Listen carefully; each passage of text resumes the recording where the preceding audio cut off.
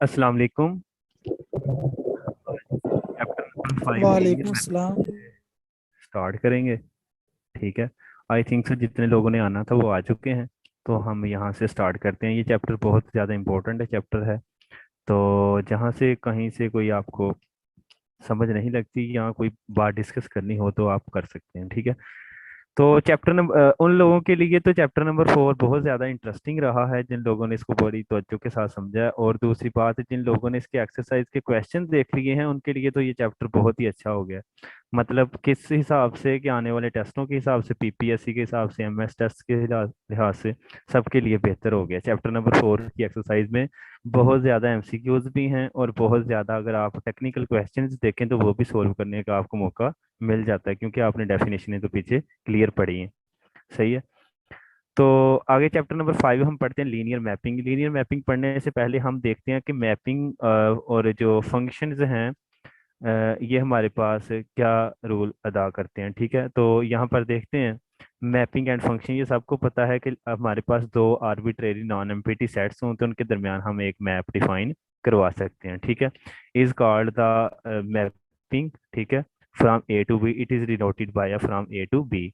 The set is called क्या कहलाता है? डोमेन कहलाता है of the mapping. And the B is called the target set, जिसको आप जिस एलिमेंट्स पे जाके एलिमेंट्स ए के मैप करते हैं उसको आप रेंज भी बोलते हैं। अदरवाइज सेट जो बी होता है मैथमेटिकली उसको आप क्या बोलते हैं? कोड मेन बोलते हैं। सही है। तो सेट बी को कोड मेन बोलते हैं। जिन जिन एलिमेंट्स पर मैप होता है जाकर उनको हम क्या बोलते हैं कि वो हमारे पास क्या होता है? रेंज। दूसरी बात यह है कि मैपिंग और फंक्शंस में कोई फर्क नहीं है, मतलब एक ही बात है। कुछ बुक्स इसको फंक्शन लिखती हैं, कुछ इसको मैप लिख देती हैं। तो कोई मतलब इसमें बात नहीं है कि मैपिंग या फंक्शन में कोई फर्क है। अच्छा, जब आप लोगों ने कोई फंक्शन डिफाइन करवाना हो from a set A to B, ठीक है। अच्छा, अगर आप लोग यहाँ से दो एलिमेंट्स लेकर चलते हैं, मतलब ए इज इक्वल टू आप क्या लेकर चलते हैं? ए डैश। दो एलिमेंट्स लेकर चलते हैं।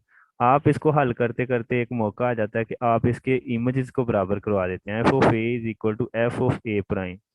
तो इस बात से आपको क्या अंदाजा होगा कि जो आपका फंक्शन है वो भला क्या है? एनी वन कोई बता सकता है? अगर आप डोमेन से दो एलिमेंट्स को बराबर लेकर चले और उनके इमेजेस बराबर आ गए हैं तो वो आपके पास क्या होगा फंक्शन फिर? Onto. No, onto नहीं होगा। एनी वन किसी हाँ, ये आपके पास क्या हो जाएगा फंक्शन वन जो हो वन। जाएगा? ये हो जाएगा आपके पास वेल डिफाइंड। ठीक है। क्या हो जाएगा? Well defined. तो किसी फंक्शन को वेल डिफाइन हम जब साबित करते हैं तो फिर हम ये प्रूफ करते हैं कि आपके पास फंक्शन क्या है? वेल डिफाइन है। सही हो गया। अच्छा, उसके बाद जब आप लोग ले रहे होते हैं फॉर एग्जांपल ये चीज़, अगर आप इमेजेस को बराबर लेकर देखें, F of A is equal to क्या लेकर आए? F of A dash. तो आप चलते चलते एक इस मुकाम पे पहुंचे कि ए इज इक्वल टू क्या आ जाए? ए डैश। तो इससे क्या आपको पता चलता है कि जो आपका फंक्शन है वो क्या है? हाँ जी, वो आपके पास वन वन है। राइट। आप लोगों ने इसको ग्रुप थ्योरी वगैरह में हर जगह पर इसको प्रूफ किया होगा कि वन वन की ये डेफिनेशन है जब आप इसको प्रूफ करते हैं। और नंबर टू, जो हम ऑन टू प्रूफ करते हैं तो ऑन टू में हम फॉर एग्जांपल अगर ए से बी की तरफ मैप जा रहा है एफ, तो हम कहते हैं कि अगर फॉर ईच, अगर हमारे बी तमाम सेट जो होता है बी, ठीक है, उसके लिए अगर हमें उसका प्री इमेज जो होता है, सॉरी, ए में से क्या मिल जाए, अगर हमारे पास यहाँ से ऐसा एलिमेंट मिल जाए एफ ऑफ ए के जो हर बी, ये ये तमाम बी के एलिमेंट हैं जो कि यूज हो रहे हैं। ठीक है। तो आप इसको इस तरह से ऑन टू भी प्रूफ करते हैं। वैसे बता रहा था कि किस तरह से आप फंक्शंस के साथ चल रहे होते हैं। ठीक है। तो आप इसके साथ जब फंक्शन बना रहे होते हैं तो आपको ऑर्डर पेयर मिल रहा होता है। ये आपका इनपुट होता है और ये आपका आउटपुट होता है। इसको लिखने के ये भी अंदाज होते हैं, ए और F of A. F of A किसके बराबर होगा? बेसिकली बी के बराबर होगा। तो आपका ये जो सेकंड एलिमेंट होता है इसको आप क्या बोलते हैं? अवशीषा बोलते हैं। क्लियर है। और ये जो फर्स्ट वाला होता है इसको क्या बोलते हैं आप? ऑर्डर पेयर का जो पहला एलिमेंट होता है इसको आप क्या बोलते हैं? एनीवन? ऑर्डिनेट बोलते हैं। ठीक है। तो इस तरह से ये चीज़ें फंक्शन, बेसिकली ये चीज़ें 9th 10th में हैं, लेकिन हम फिर भी आगे अगले लेवल पे पहुंच गए, इसलिए हम इस चीज़ों को डिस्कस कर रहे हैं। अच्छा, ये देखें, आपके पास एग्जांपल नंबर 1 है एक्स स्केयर। ठीक है, क्या है एक्स स्केयर। आपको नजर आ रहा है कि एक्स स्केयर जो होता है, इसमें अगर आप 1 और -1 को देखेंगे तो ये दोनों जाकर, ये देखें, 1 और -1, यहाँ ले लेता हूँ 1 2 3, ये फंक्शन है एफ। ठीक है, अब देखें कि अगर एक्स स्केयर है, फंक्शन एक्स स्केयर है, तो जो आपका 1 है वो 1 पे मैप करता है और -1 भी 1 पे मैप करता है। तो क्या ये 1 1 फंक्शन होगा? ठीक है, क्या ये 1 1 फंक्शन होगा? तो ये आपके पास इसका आंसर क्या है? नो। ठीक है, 1 1 फंक्शन में तो ये है कि हर ईच एलिमेंट जो होता है डिस्टिंक्ट उसका इमेज होना चाहिए, मतलब 1 का 1, -1 का 2 पे, इस तरह से आपका इसके दो जो डिफरेंट एलिमेंट्स का इमेज सेम नहीं आना चाहिए 1 1 में। दूसरी बात ये है कि मुझे ये बताएं कि अगर कोई फंक्शन, ये सबको पता है कि जो बाइजेक्टिव फंक्शन होता है वो आपके पास 1 1 भी होता है और आपके पास ऑन टू भी होता है। सही हो गया। तो यहाँ पर ये आपके पास 1 1 फंक्शन नहीं है, तो इसलिए ये क्या है? बाइजेक्टिव फंक्शन भी नहीं है। सही हो गया। इस तरह से ये आपके पास। अच्छा, यहाँ से आप इसकी डोमेन भी देखते हैं। डोमेन क्या होती है किसी फंक्शन की? डोमेन क्या होती है कि आपके वो वाले एलिमेंट्स, ठीक है, जहाँ पर उसकी क्या आंसर आ रहा होता है आपके पास, मतलब अनडिफाइन ना हो ना फंक्शन। आप फॉर एग्जांपल ये फंक्शन देखें, F of X is equal to, मैं आपको एग्जांपल देता हूँ, यहाँ हो 1/x-1, तो मुझे बताएं कि इसकी डोमेन क्या होगी? एनी वन कोई बताएगा? All real numbers except one. हाँ, यहाँ पर आ जाएगा आर माइनस क्या आ जाएगा? 1 आ जाएगा। ठीक है, कि हमारे पास, तो ये देखें, इसके अलावा देखें, अगर रेंज इसकी देखें तो रेंज भी चेक कर सकते हैं। जितने आपके पास इसके आंसर के पॉसिबिलिटीज़ हैं वो आपकी क्या होती है? रेंज होती है। तो इस तरह से ये चीज़ें तो आप इंशाल्लाह कर लेंगे, क्योंकि ये हम पहले भी फर्स्ट ईयर सेकंड ईयर की बातें हैं। उसके बाद यहाँ पर ये चीज़ देखें, ये आप लोग फंक्शनल एनालिसिस में भी पढ़ते हैं, मैंने पहले भी ग्रुप में सेंड किया कि आज हम मैट्रिक्स मैपिंग के बारे में पढ़ेंगे कि let A be an M cross N matrix over K क्या होती है? मैंने उस दिन भी बताया था, फील्ड होती है। ठीक है, बेसिकली मैंने बताया था मैट्रिक्स के जो एलिमेंट्स होते हैं वो बेसिकली क्या होते हैं? फील्ड के एलिमेंट होते हैं। तो then A determines the mapping. ठीक है, मैपिंग कहाँ से कहाँ जाती है? आपके पास कोई मैट्रिक्स ए जो होता है वो बेसिकली, ये देखें, मैं आपको बताता हूँ, यहाँ पर ये एन है, यहाँ पर ये के एन से के एम की तरफ लेकर जा रहा है। अब यहाँ पर यूज हम कौन सा मैट्रिक्स कर रहे हैं मैपिंग के लिए? ए को यूज कर रहे हैं। ये आपका डिफरेंट भी हो सकता है, ये डिपेंड करता है कि आपने मैप कैसे करवानी है। बात को याद रखें कि अगर आपको याद हो तो आप लोगों ने फंक्शनल एनालिसिस में जब ऑपरेटर पढ़ा था ना, वहाँ पर भी आपने मैट्रिक्स मैपिंग को पढ़ा था, तो आप वहाँ पर भी ये स्पेशल तरह के ना मैट्रिक्स ए को यूज़ कर रहे थे। अब देखें, जब आपने यू को मैप करवाना है, ये जो यू को, तो आप किसको यूज़ करेंगे? ए को। ए डिफरेंट भी हो सकता है। आप ए को यू के साथ मल्टीप्लाई करवाने के साथ ये आपका क्या आ जाएगा? कॉलम मैट्रिक्स आंसर आ जाएगा। ये आपका इनपुट था, ये आपका क्या था? आउटपुट। तो इस तरह से इस ये जो ये वाला मैट्रिक्स ए है, इसने यू को किस पर मैप करवाया है? इस पे। तो आप इस तरह से इस तरह के एलिमेंट्स जितने भी हैं उनको मैप करवा सकते हैं, अगले मैट्रिक्स पे मैप करवा सकते हैं। ठीक है, तो हमारी यहाँ तक मैट्रिक्स मैपिंग भी होगी, फंक्शन भी हो गया, और हमारी टाइप्स ऑफ फंक्शन भी हो गया कि 1 1 क्या होता है, ऑन टू क्या होता है, और बाइजेक्टिव क्या होता है। सही हो गया।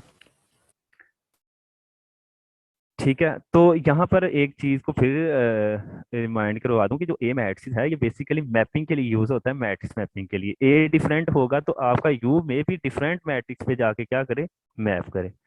समझ आ रही है इस बात की? तो ये डिपेंड करता है कि आपका जो यू है, सॉरी ए है, ये किस तरह का है। ये आप पर डिपेंड करता है। ये फंक्शनल एनालिसिस में भी आप इसको यूज कर रहे होते हैं। आगे आता है कंपोजिशन ऑफ मैपिंग। ठीक है, कंपोजिशन ऑफ मैपिंग क्या होती है? मुझे एक बात बताएं कि अगर मैं यहाँ पर फंक्शन लिख देता हूँ F of X is equal to, कोई भी लिख देता हूँ, एक्स स्केयर, मुझे बताएं कि क्या जो हर फंक्शन होता है उसका इनवर्स एग्जिस्ट करता है? ज़रूरी है हर फंक्शन का इनवर्स एग्जिस्ट करे?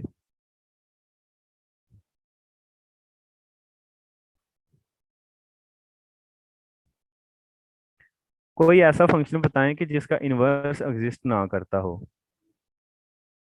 ऐसा फंक्शन जिसका इनवर्स एग्जिस्ट ना करता हो। है आपके माइंड में?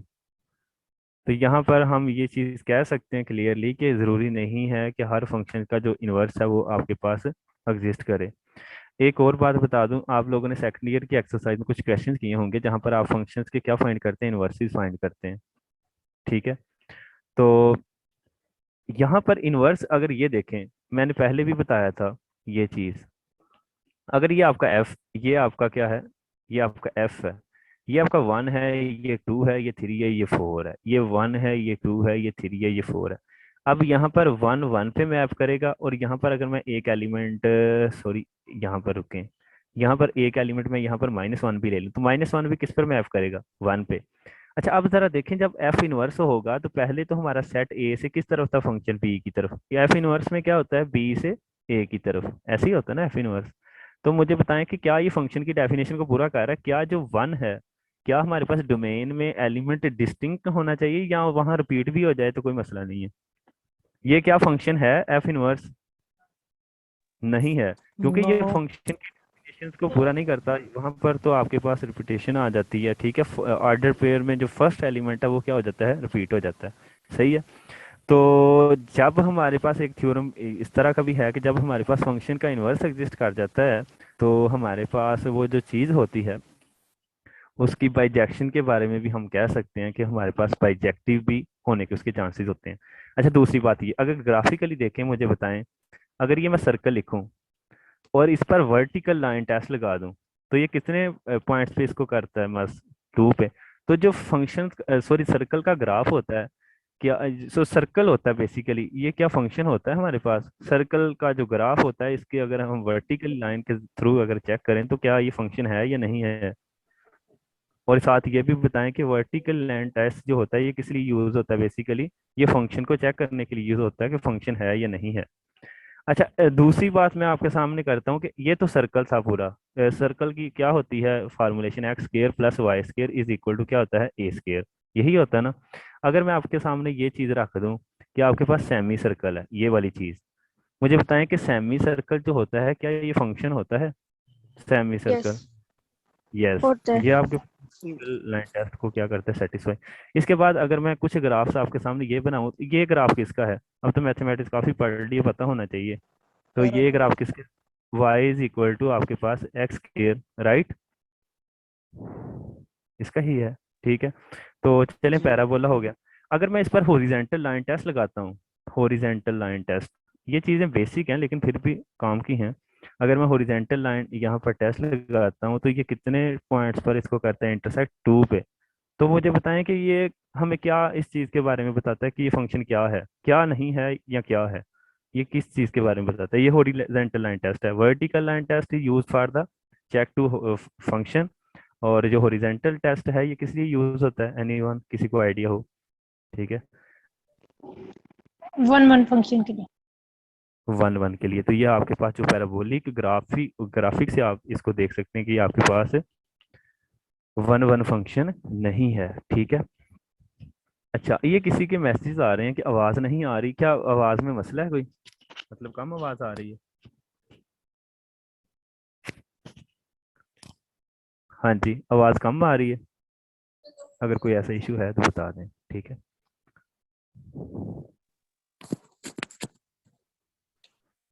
ओके, हम नेक्स्ट इसको चलते हैं। मैं तो कुछ आपके सामने चीजें रखता हूँ। कंपोजिशन फंक्शन का तो आपको पता ही है, जब हम दो तरह के फंक्शंस ले लेते हैं, ठीक है, तो उसको हम कंपोजाइड करते हैं। ठीक है।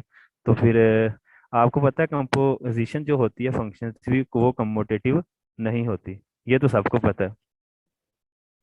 जैसे कि आपके पास ये देखें, एफ कंपोजिशन जी के साथ अगर लें तो जी कंपोजिशन एफ जो होती है ये बराबर नहीं होती यूजुअली। ठीक है। कुछ यहाँ पर मैं आप लोगों के सामने एमसीक्यूज रखूंगा कि अगर आपके पास एफ और जो जी है ये दोनों आपके पास वन वन हो, तो कोई बता सकता है कि यहाँ पर एफ कंपोजिशन जी जो है वो वन वन होगा, या जी कंपोजिशन एफ जो होगा वो वन वन होगा? सब ने सेट थ्योरी भी पढ़ा है सब्जेक्ट, इन दोनों में से कौन सा ऑप्शन ठीक है? ठीक है। तो यहाँ पर आपका जो ऑप्शन बी है वो करेक्ट है। ठीक है।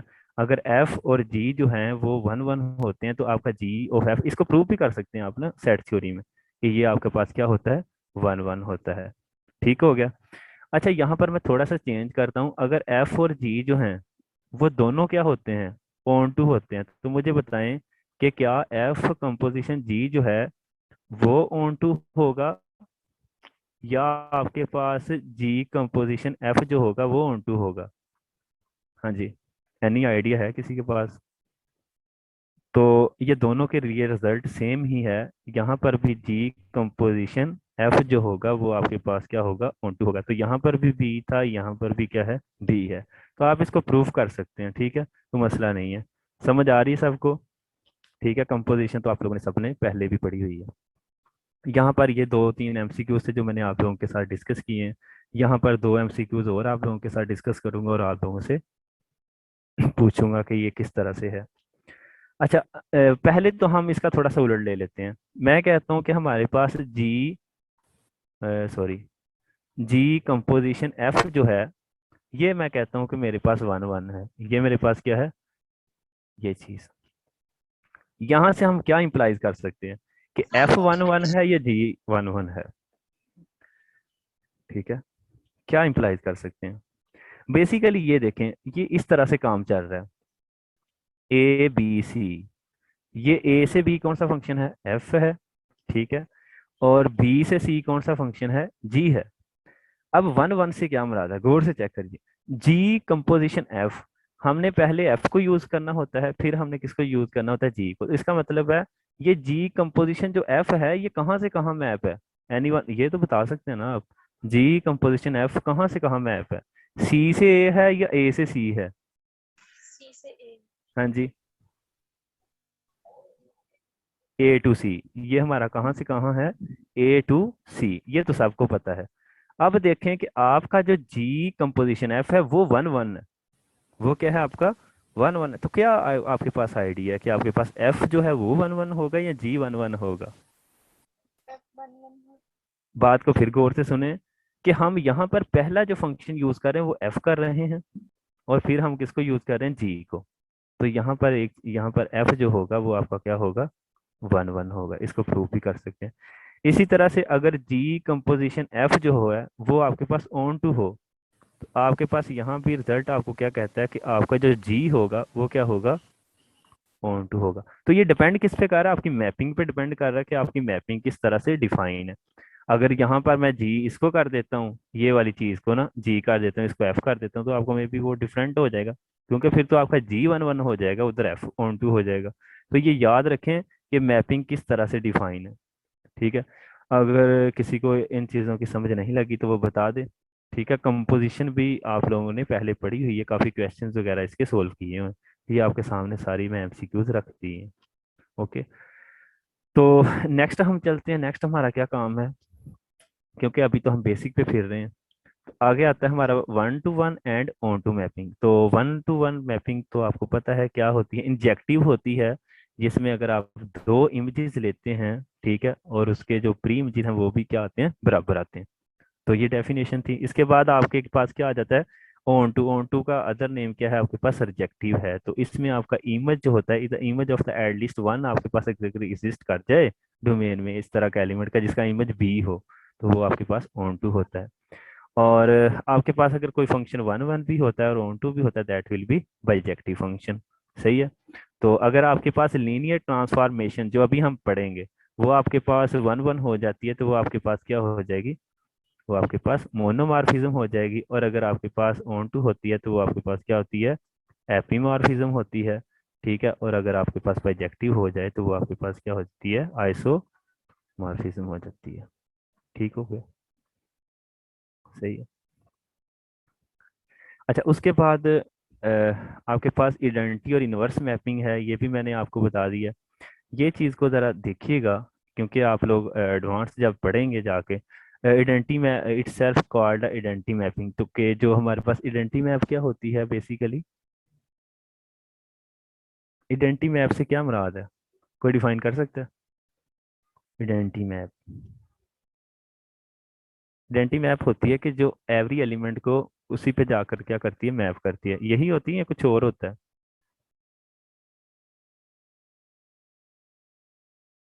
ठीक है।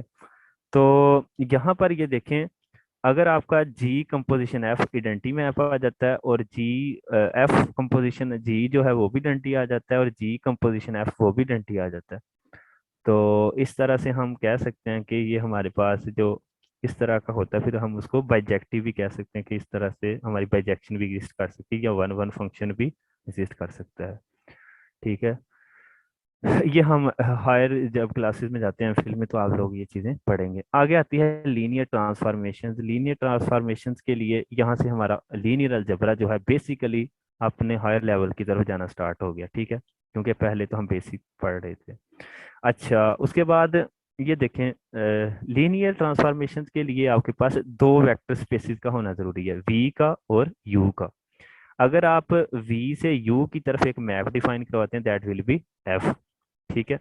और आपके पास कल भी मैंने बताया था कि जीरो वेक्टर, मतलब अगर आप यहाँ से जीरो लेते हैं वी में से, तो वो किस पे मैप करना चाहिए, जीरो पे। और दूसरी बात क्या है कि अगर यहाँ से आप दो वेक्टर उठाते हैं, मैं उसको कहता हूँ वी वन प्लस क्या होता है वी टू, तो इस ये बराबर किसके आना चाहिए, f of V one plus क्या आना चाहिए, एफ ऑफ वी टू।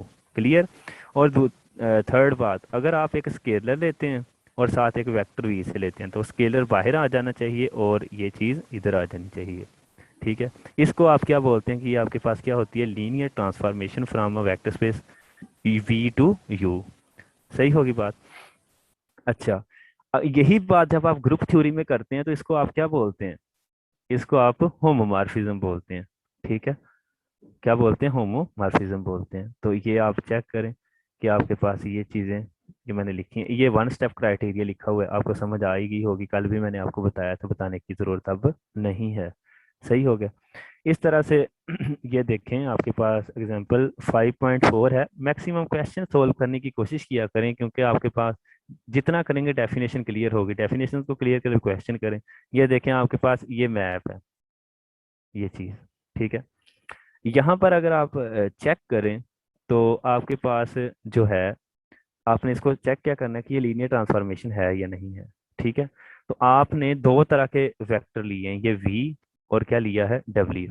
अब दोनों को ऐड किया, दोनों को ये ऐड करने का तरीका यही होता है ऑर्डर पेयर में। और लास्ट पर ये जो c प्लस सी डैश है, इसको ऐड करने से हमने ये चीज़ पढ़ी हुई है कि ये जो f है, ये z को मैप कहाँ पे करवाता है, जीरो पे। तो यहाँ पर ये जो f होगा, ये मैप किस पे करवाएगा, इसको लाकर जीरो पे। तो ये दोबारा से आपके पास इसको अलहदा कर सकते हैं, और ये एफ ऑफ वी हो गया, ये एफ ऑफ डब्ल्यू हो गया। इसी तरह से आपका ये जो के है, के की जगह के और वी की जगह पर मैंने ये वेक्टर लिया ए बी सी, फिर ये मल्टीप्लाई हो गए। हमें पता है कि एफ जो होता है वो लास्ट वाले एलिमेंट्स को जीरो पे मैप करवाता है, तो हम के को बाहर ले सकते हैं कॉमन, तो ये चीज़ आ गई। इसका मतलब है ये जो आपके पास मैप थी, ये आपके पास क्या थी, लीनियर ट्रांसफॉर्मेशन। इसी तरह से आप चेक कर सकते हैं कि क्या ये जीरो जीरो पे मैप करता है, तो मैं चेक करता हूँ, ये जीरो जीरो जीरो, और आपका डिफाइन क्या है कि ये सेम टू सेम एलिमेंट आ जाएगा जीरो, फिर जीरो आ जाएगा जीरो, तो आपको पता चल गया जीरो जीरो पे ही मैप कर रहा है। अगर आपके सामने मैं कोई ये देखें, ये आपके पास ये सामने फंक्शन है, मुझे ये बताएं, क्या ये जो मैप है, क्या ये जीरो जीरो पे मैप करेगा। हाँ जी। सबसे पहले तो आप चेक करें, नो। क्या ये जीरो जीरो पे मैप करेगा। तो आपको नजर आ रहा है जीरो जीरो पे मैप नहीं करेगा। क्यों? क्योंकि ये जीरो जीरो, तो ये बराबर किसके आ जाएगा, जीरो प्लस वन आ जाएगा, और जीरो प्लस क्या आ जाएगा, टू। तो ये किस पे मैप कर रहा है, वन और क्या कर रहा है, टू। सही हो गया। तो क्या ये लीनियर ट्रांसफॉर्मेशन होगी फिर? तो सिंपल सा इसका नो। आंसर है कि लीनियर ट्रांसफॉर्मेशन ये नहीं है। सही है, इस तरह से आप चेक कर सकते हैं। सही हो गया। अच्छा, उसके बाद आपको पता है, कल भी मैंने आपको बताया था कि जो डेरिवेटिव होता है ये एक ऑपरेटर होता है। ठीक है। डेरिवेटिव जो होता है ये एक ऑपरेटर होता है। ठीक है। यहाँ पर अगर दो आप फंक्शंस लेते हैं, तो डेरिवेटिव अलग-अलग से अप्लाई हो जाता है, तो डेरिवेटिव भी क्या हुई, फिर मैपिंग जो हुई वो क्या हुई, लीनियर ट्रांसफॉर्मेशन हुई। लीनियर। इसी तरह से आप इंटीग्रेशन देखें, इंटीग्रेशन में भी आपके पास क्या होती है, एक लीनियर ट्रांसफॉर्मेशन की एक एग्जांपल है। ठीक है। आपको पता है कि अगर आप जीरो फंक्शन लेते हैं, जीरो फंक्शन होने से क्या मुराद है। ठीक है।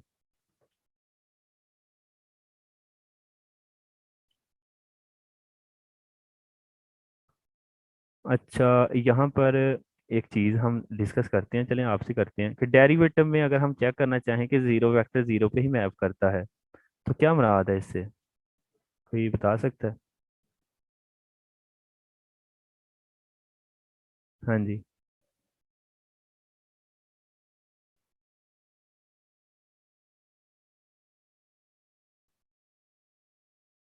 यहाँ पर ये आप चेक कीजिएगा कि यहाँ पर जीरो वेक्टर जीरो पे मैप करने का तरीका क्या है, कि अगर आप जीरो फंक्शन लेते हैं तो वो आपका जीरो पे ही मैप करेगा। इसी तरह से इंटीग्रेशन में अगर आप जीरो लेते हैं फंक्शन तो वो जीरो पे ही मैप करेगा। तो ये चीज़ों को चेक कीजिएगा, फिर आपको अंदाज़ा हो जाएगा कि जीरो जीरो पे ही मैप करते हैं। आगे आता है जीरो एड इडेंटिटी मैप, ठीक है। जीरो मैप से मैं पहले बता रहा था कि जीरो मैप जो होता है वो जीरो पे मैप करता है जाके। जीरो मैपिंग से यही मुराद होता है कि ऐसे एलिमेंट जो जीरो पे मैप करते हैं जाकर वो आपके पास जीरो मैप होते हैं, ठीक है। और आइडेंटिटी मैपिंग का तो आपको पहले से अंदाजा है। तो यहाँ पर जीरो मैपिंग जो होती है वो भी बेसिकली क्या होती है, लीनियर ट्रांसफॉर्मेशन। जो आइडेंटिटी मैप होती है वो भी क्या होती है, लीनियर होती है। तो ये एमसीक्यूज़ों को जहन में रखा करें। आगे आता है theorem that is very important, कि अगर आपके पास V to U linear vector spaces हैं और आपके पास वी में, जाहिर बात है हमने पिछले चैप्टर में पढ़ा था, ये वेक्टर्स हैं और ये स्पैन कर रहे हैं, बेसिस हैं, ठीक है। इसकी डिमेंशन क्या होगी, वी की अगर एन एलिमेंट है तो इसकी डिमेंशन क्या होगी, एन।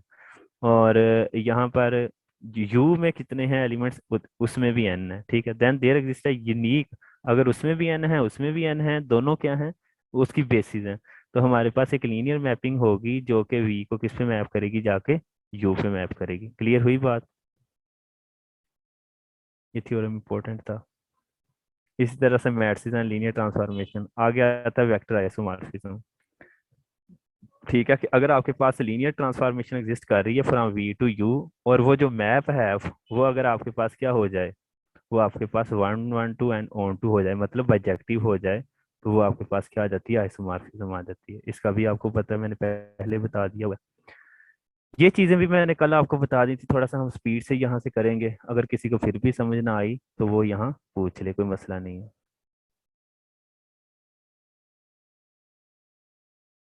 ठीक है।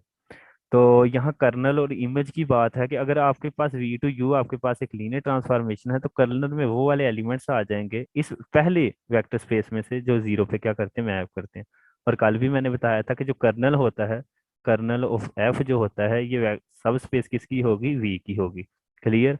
और जो इमेज ऑफ एफ होगा ये सब स्पेस किसकी होगी, यू की होगी। कल भी बताया था आपको।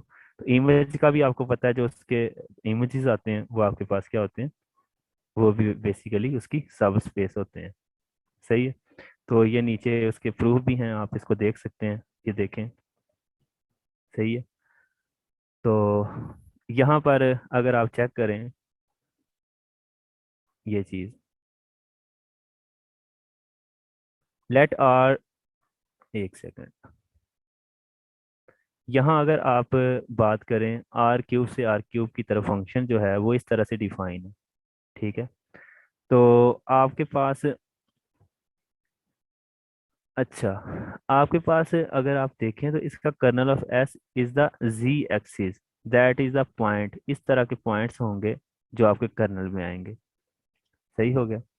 और दूसरी रही बात ये वाली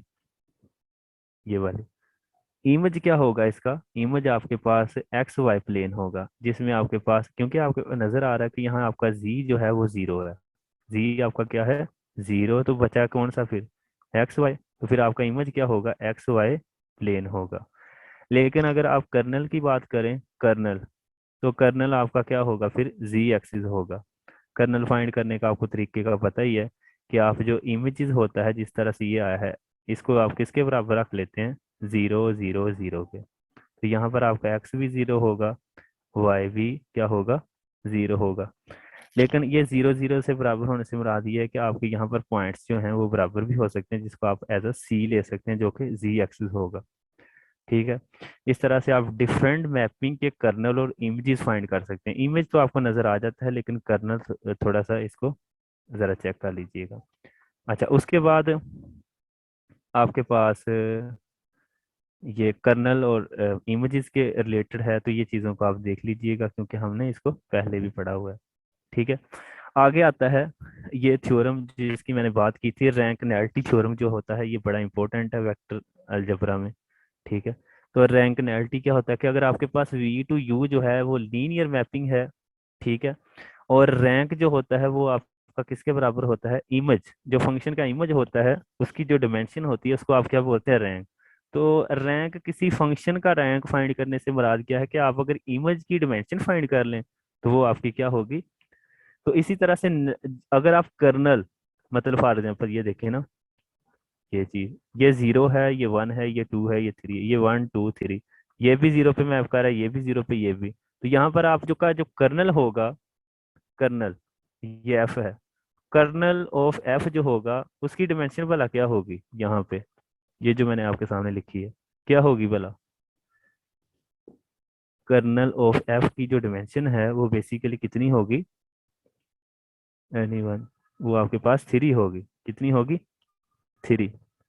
ठीक है, तो यहाँ पर अगर आपसे कोई पूछे कि फंक्शन की नैलिटी कितनी, तो होगी फिर 3 होगी, क्योंकि ये बराबर होती है। इसी तरह से अगर आप इमेजेस का डिमेंशन फाइंड कर ले तो वो आपका क्या होता है, रैंक होता है।